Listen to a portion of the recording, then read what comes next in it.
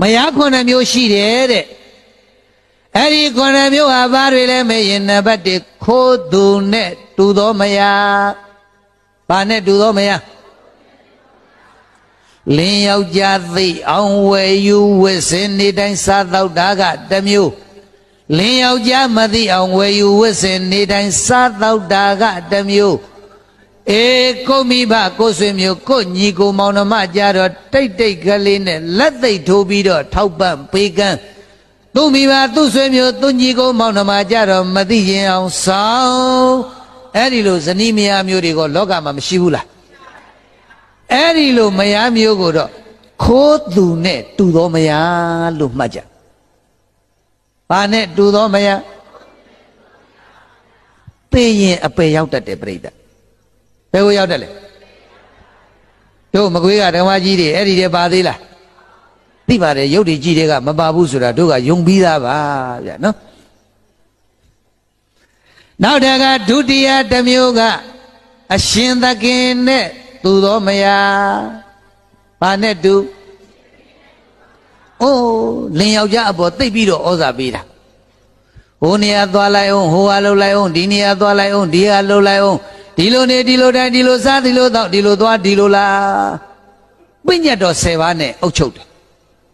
လင်ယောက်ျားရဲ့အပေါ်မှာလည်းပဲဩဇာတိတ်ကမနဲ့လွှမ်းမိုးအစိုးရပြီးတော့မှနိုင်တဲ့စီနင်ပြူတာဟုတ်တယ်မလားအဲ့ဒါပဲပြိဿရဲ့အဲ့ဒီလိုမယားမျိုးကိုတော့အရှင်သခင်နဲ့တူသောမယားမလုတ်ကောင်းဘူးသိရင်အပယ်လာတတ်တယ်သိရင်ပဲရောက်မယ်တို့မကွေးကအမျိုးတွေမပါဘူးမလားသိပါတယ်ယုံကြည်ပြီးသားပါနောက်တကနံပါတ်3ကသူသက်ကောင်နဲ့တူသောမယားဘာနဲ့တူသောမယားလင်ယောက်ျားရဲ့အပေါ်မှာသိပြီးတော့ပြဿနာရှာတာပဲပြဿနာပေါင်း16000သူ့အတွက်မို့ဆိုပြီးတော့မှယောက်ျားလှုပ်တဲ့ပုဂ္ဂိုလ်မှာဟိုလူနဲ့ပြဿနာဖြစ်ဒီလူနဲ့ဇကာများအချုပ်ရောက်ဂတ်ရောက်ထောင်းရောက်တန်းရောက်အဲ့ဒီလိုဇနီးမယားမျိုးတွေကလောကမှာရှိသလားမရှိဘူးလားဒီလိုဇနီးမယားမျိုးကိုတော့သူသက်ကောင်နဲ့တူသောမယားလို့မှတ်ပါဘာနဲ့တူမယား9မျိုးရှိမြဲရိုးတွင်ခိုးသူအရှင်သူသက်သွင်းတို့အကျင်မရလာဤငရေအဲ့ဒီ3မျိုးဟာမကောင်းတဲ့ဇနီးမယားအမျိုးစားထဲမှာပါတယ်ပြိတ္တိသိရင်ပဲသွားမှာလဲပယ်4ပါးကိုရောက်တတ်တယ်နော်တို့တော်မကြီးတွေမပါကြစေနဲ့ခိုးသူအရှင်သူသက်သွင်းတို့အကျင်မရလာဤငရေအမြဲမပြီးအမိတမြနမမရွယ်ခင်မွန်းသပွဲကျွန်းနေလေးပြမယမကနေမနှပြီလာမြဲမြည်အမိနဲ့တူသောမယားဘာနဲ့တူသောမယားနမနဲ့တူသောမယားဘာနဲ့တူအဆွေခင်မွန်းနဲ့တူသောမယားဘာနဲ့တူကျွန်းနဲ့တူသောမယားဘာနဲ့တူလားအမိနဲ့တူရမယ်နမနဲ့တူရမယ်ဆွေခင်ပွန်းနဲ့တူရမယ်ကျွန်းနဲ့တူရမယ်အဲ့ဒီဇနီးမယား4မျိုးကောင်းတယ်ပြိတ္တရဲ့သိရင်နတ်ပြည်ကိုသွားမယ်တဲ့သိရင်ဘယ်ကိုသွားမယ်အမိဓမ္မနမမယင်ခင်ပွန်းသဘွယ်ကျွန်းနဲ့လေးပြမယားမကနေမနတ်ပြည်လာမြဲမြည်ယင်းသည်လေးသွဲမယားဝဲလေကျွန်းနဲ့အလားတိုးမရမှုယောက်ျားစုပန်နိဗ္ဗာန်စုကောင်းတောင်းကားမလို့မချွတ်တူရိယာမြဲမြည်အဲ့ဒီမယားကောင်း4မျိုးထဲမှာမှပြိတ္တရဲ့ကျွန်းနဲ့တူသောမယားဟာအကောင်းဆုံးနဲ့အမြင့်မြတ်ဆုံးပဲတဲ့ဘာနဲ့တူသောမယားအဲ့ဒီကျွန်းနဲ့တူတဲ့မယားမျိုးဟာပြိတ္တရဲ့ယောက်ျားစုကိုပန်ရင်လည်းပဲပြည့်တယ်တဲ့နိဗ္ဗာန်ကိုသွားခြင်းလို့ဆုတောင်းမယ်ဆိုရင်လည်းပဲနိဗ္ဗာန်ကိုရောက်နိုင်တယ်တဲ့ဗျမှန်ရဲ့လားဇနီးမယားဘယ်နှမျိုးအဲ့ဒီ9မျိုးထဲမှာမကွေးကတို့အမျိုးတွေရှစ်3မျိုးထဲမှာပါလားနောက်4မျိုးထဲမှာပါလားဩတော်လိုက်ကြတာနော် ကိုရတဲ့ဓမ္မပူဇာလေးတောင်သူတို့ခွဲပြီးတော့လှူသွားခြင်းစိတ်ပေါက်တယ်ပြီးရင်တခါကြီးတွေမပြန်နဲ့အောင်ခမရတို့တိတ်တိတ်လေးမေးကြည့်အောင်မဟုတ်လားမဟုတ်လားလို့အိမ်အထိလိုက်လို့မယ်ဟုတ်တယ်ဟမ်နောက်ဇနီးလေးမျိုးတည်းမပါဟာလားအေးကောင်းပါတယ်နော်တာရုခေါ်ပါတယ်ဟာလားဟုတ်ခဲ့ရင်ပေါ့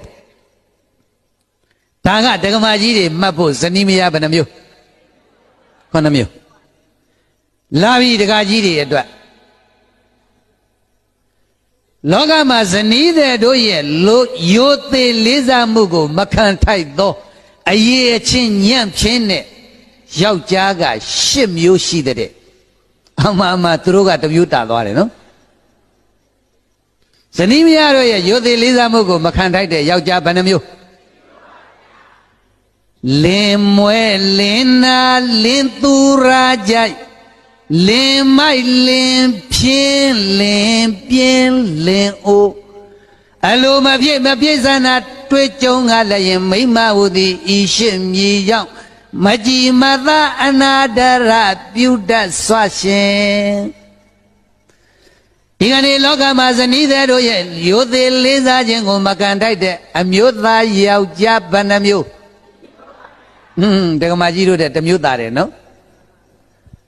လင်မွဲလင်နာတဲ့စင်းရဲ့မွဲတေလွန်းတဲ့လင်အလုတ်ကိုလက်ကြောတင်းအောင်မလုပ်ချင်ဘူးကိုမိသားစုကြီးပွားတိုးတက်ဖို့ဘဝရှင်သန်ဖို့ဘလို့ယောဂံလှုပ်ရှားပြီးတော့ကြိုးစားရှာဖွေရမလဲဆိုတဲ့အသိစိတ်သူ့မှာမရှိဘူးငါအနေစားချောင်ရင်ပြီးရောဆိုတဲ့စိတ်မျိုးနဲ့မိမထမိန်နာခိုစားတဲ့လင်ယောက်ျားမျိုးဇနီးတွေဘယ်တော့မှမလေးစားဘူးတဲ့ပြိတ္တစင်းရဲမွဲတေတဲ့လင်ဘာလင်ဒီဘုန်းကြီးတော်တော်လေ့လာထားဖို့ရတယ်နော်နောက်တကနံပါတ်2ကလင်မွဲလင်နာအနာယောဂါတွေဆက်ကပ်လို့အိပ်ရတဲ့လဲနေတယ်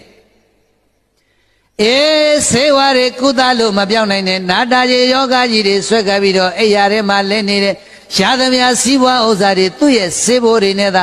ကုန်းလွန်နေတဲ့လင်ယောက်ျားမျိုးတွေကိုလည်းပဲဇနီးတွေကဘယ်တော့မှမလေးစားဘူးတဲ့အနာယောဂါတွေထုပြောနေတဲ့လင်မျိုးပြိဿရဲ့လင်မွဲလင်နာ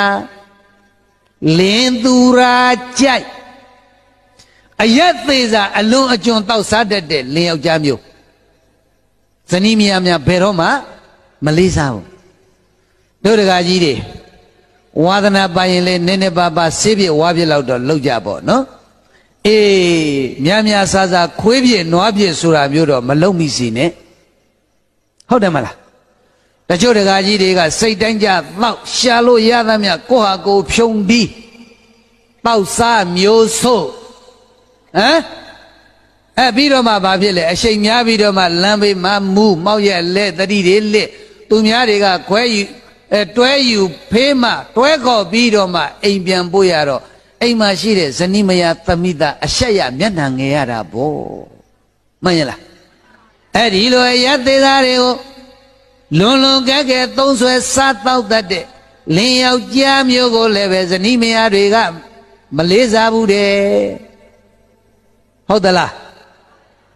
ဘုန်းကြီးတို့ကြားဘူးတဲ့စကားနဲ့ဆိုရင်တော့အဲ့ဒါကြီးကစမ်းကျင်ဘတ်မြန်ဖြစ်နေသလားမသိဘူးအယက်သမားမယားချစ်တဲ့ယက်သမားဘာဖြစ်လဲအယိုးကွဲအောင်ရိုက်မှသိပါတယ်မပြောပါအောင်မလေးထထောင်ကြော်ညာနေလိုက်သေးတယ်ငါနဲ့ချစ်ကြပါတို့ချစ်ကြပါနော်မထတန်းချစ်ကြအဲ့ဒီမှာဒီလောက်ဖေလူမျောပါရိုက်နေတာတော့အသေးဆွဲအောင်ချစ်ချင်သေးတယ်သူတို့လှုပ်ရှားမှာတခါကြီးများရဲ့နော်လက်နဲ့မရရင်ထင်းချောင်းနေတာရိုက်ဟုတ်တယ်ငါမြောက်ပေးခဲ့အောင်လာပြီးတော့မြန်အသေးဆွဲအောင်ချစ်ပါတယ်ဖေ။ဒါကြောင့်အဲ့ဒီစကားတော့တို့စัจကျင်ပါမြန်ဖြစ်နေမလားမသိဘူး။ဟုတ်လား။အယက်သမားမရချစ်တဲ့အောက်မှတချို့များအဲ့ဒီအနံ့လေးမှမရအိတ်တောင်မပြောဘူးဆိုလားပဲနော်။ယွန်းစရာကောင်းတာ။ကို့မြန်အနာကဖြတ်သွားရင်ဟိုသူတို့တော့မူးမသိဘူးကို့တော့ခြားလက်ပတ်တော်ကိုရမ်းနေတာပဲ။ဟုတ်လား။သူတို့ကအဲ့ဒီအနံ့မရရင်တော့အိတ်မပြော